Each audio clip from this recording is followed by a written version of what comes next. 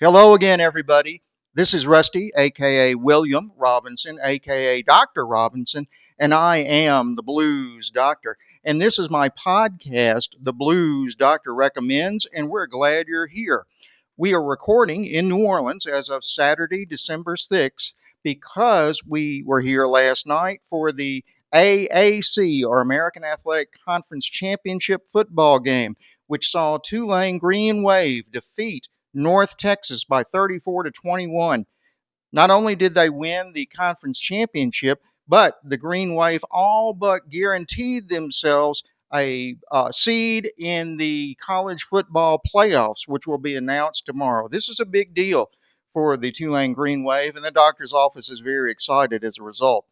We are particularly interested because that reform school upriver from us, about 100 miles in Baton Rouge, which is sometimes referred to as LSU, is about to squander millions of dollars on the Pied Piper of college football, Lane Kiffin.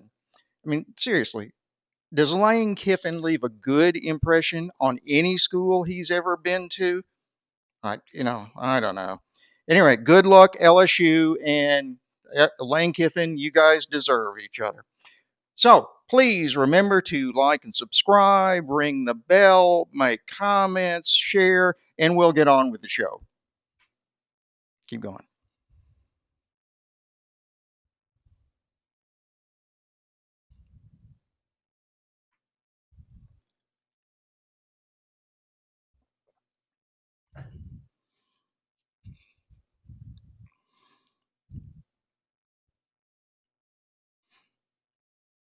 We've got a couple of fun segments for the calendar, and one maybe not so fun. Let's start off with a fun one. In December of 1971, the band Deep Purple was in Montreux, Switzerland, on Lake Geneva in the Alps to record their next album. They were due to start on December 5th in the Montreux Casino, which was used as a recording studio when the gambling season ended for the winter. Well, on December the 4th, 1971, Frank Zappa and his band, the Mothers of Invention, played a show in the casino ballroom. And during the show, a fan in the audience had a flare gun with him, which he shot at the ceiling. The flare stuck in the ceiling and started a fire. Frank Zappa gently encouraged the crowd to remain calm and evacuate in an orderly fashion, which they did. Frank was something of a hero for that. And amazingly, no one was injured. However, the building itself was a total loss. It was pretty dramatic in the news. The photos from the event were pretty intense.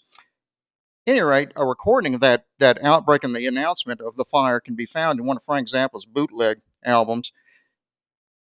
So it turns out Deep Purple was stuck because there was no other facility in town that they knew of that could accommodate them. They were using the Rolling Stones mobile truck recording system, but they needed a physical facility to set up in. Luckily, one of the locals knew about an older, unoccupied hotel in town and suggested that to the band. The building did not, unfortunately, have either power or heat, but they had no choice if they were going to meet their contractual obligations and get an album's worth of songs recorded while they were there. So the band set up in the hotel anyway and recorded the album, which became known as Machine Head, and the song Smoke on the Water, which every 15-year-old guitar player, including me, wanted to play as soon as they heard it. And I still play it. Actually, here's a salute to Deep Purple from me. Keep going.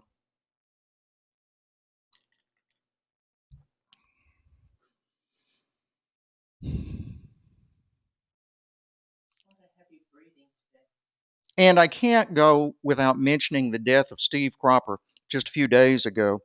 On December 3rd, 2025, Steve Cropper died at one of his homes. He was a guitarist, songwriter, producer for Stax Records in Memphis, Tennessee. He was a founder of the band Booker T and the MGs, along with his buddy Duck Dunn, who we talked about just last week. And Steve played with everyone from the Marquis to Sam and Dave to the Blues Brothers, Neil Young, and many others. Steve started his first band at Messick High School in Memphis, along with his classmate and buddy Duck Dunn. The band evolved into the Marquis, which started recording at Stax Records in 1961. Steve's professionalism and his ear for good music led him to eventually taking the job as Stax A&R man, which allowed him to work with literally hundreds of young artists. However, Stax started to decline in the 1970s, and Steve's star seemed to be slipping until he got a call from a guy named Dan Aykroyd, who said he was on a TV show called Saturday Night Live, and that he wanted Steve and Duck Dunn also to come to New York to create a band to do a sketch on the show that they called the Blues Brothers. That sketch was turned out to be extremely popular, and the results included several recorded albums, multiple international tours, 2 movies, and a renaissance in Steve's career. Steve was rarely out of work in the years since the Blues Brothers, and he solidified his position as one of the all-time greats, particularly in soul and R&B music. Rolling Stone magazine listed him at number 36 on the list of top 100 guitarists of the rock era. He's been inducted into the Rock and Roll Hall of Fame, the Songwriters Hall of Fame. He's a Grammy winner for Best Contemporary Blues Album, and he died this Wednesday, December 2nd, actually, 2025, at age 84. R.I.P. Steve Cropper. Okay.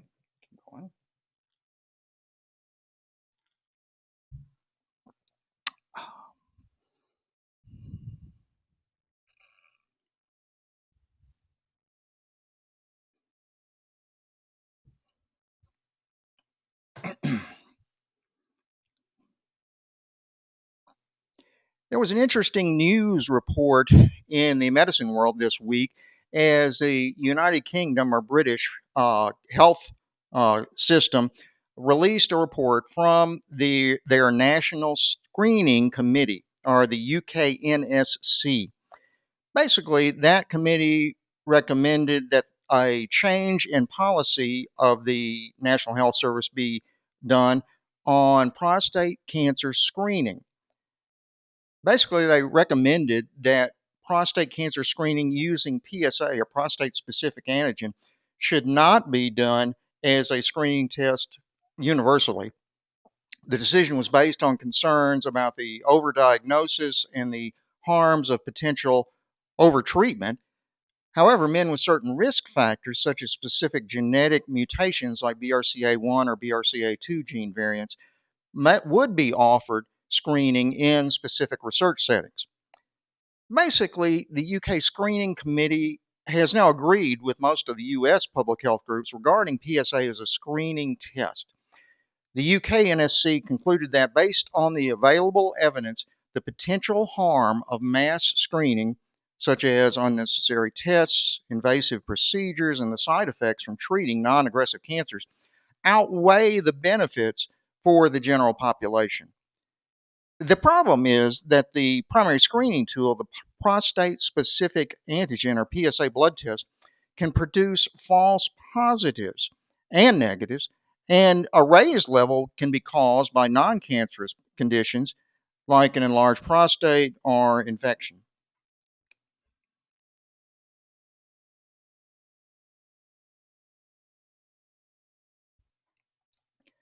The test, therefore, cannot distinguish between harmless, slow growing cancers and those that are more aggressive, potentially leading to the overtreatment of cancers that would not have caused any harm. They have made a few exceptions. They do recommend screening men aged 45 to 61 with a known BRCA1 or 2 gene variant every 2 years, and every 2 years, as they have an increased risk of developing prostate cancer.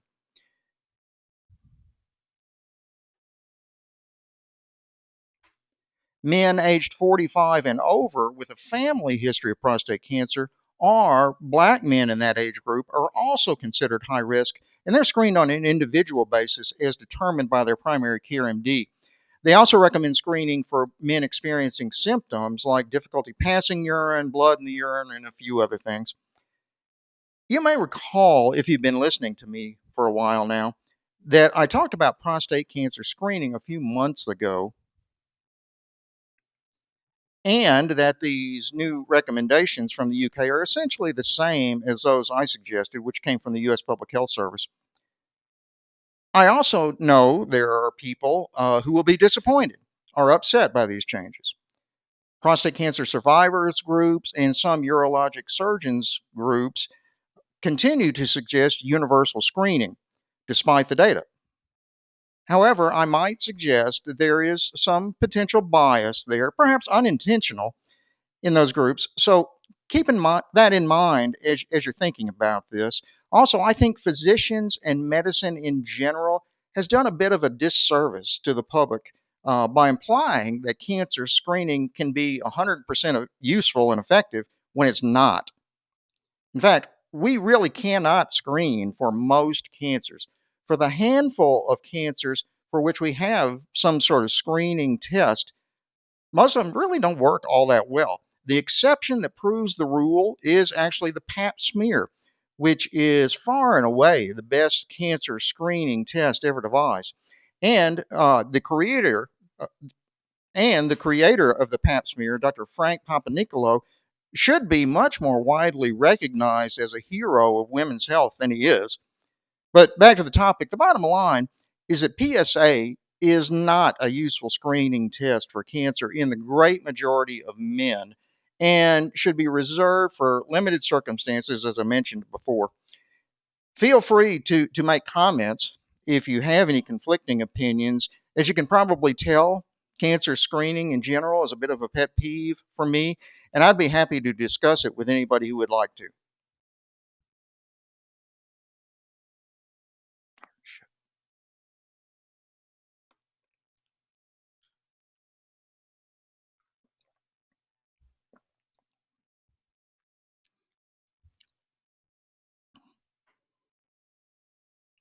Going okay, I guess?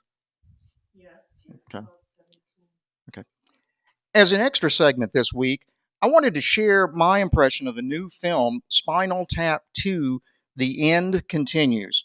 The film was released in September of 2025 this year, and the doctor and his recording crew watched it for the first time just a few days ago. Full disclosure, I was actually an extra in the film, which was a lot of fun to do. And I even got to briefly meet the director, Rob Reiner, which was also fun.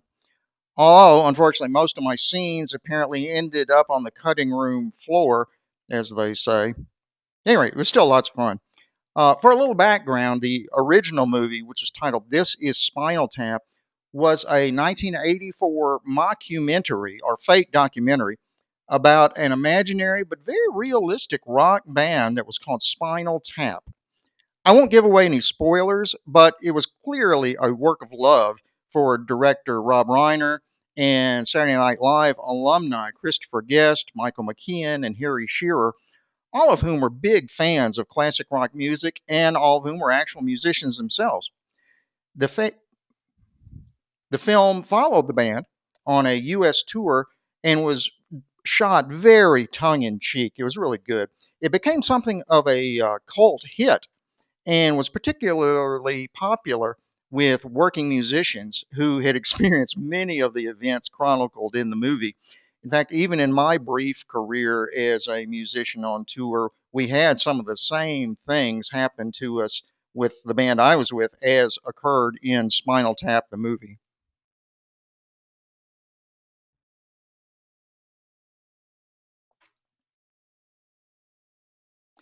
The current film is a depiction of the band's supposed final performance, which is 15 years after they broke up. So they haven't been together, haven't seen each other even for 15 years.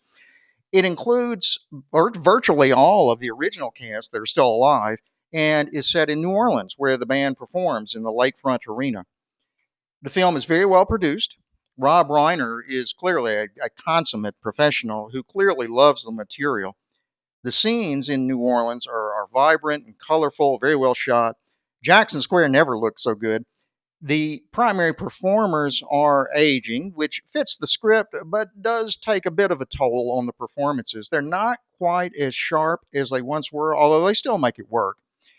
The standout performances actually came from two new characters. The first was Carrie Godleman, was the actress name. She plays Hope Faith, the daughter of Ian Faith, the manager of the band from the original film. In the current film, she is the band's at first reluctant and naive manager who ends up becoming their strongest advocate by the end. The other is Valerie Franco, who plays Dee Dee Crockett, the band's new drummer, which is one of the running gags in both films. Miss Franco is an actual working musician and not primarily an actor, but she does a good job here.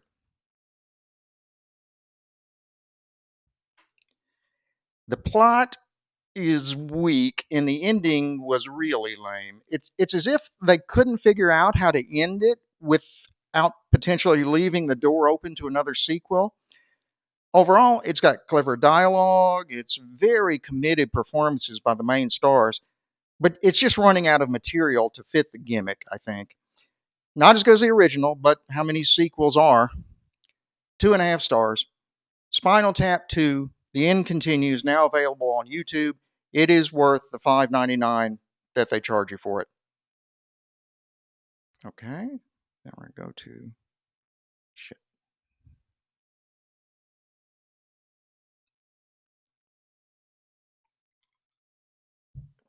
Next one will be live music intro. Once again, it's that time of year, as I mentioned before, so here's a few songs for the season.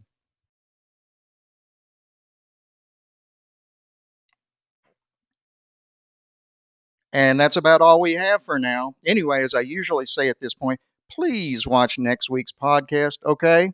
See you later. Stop.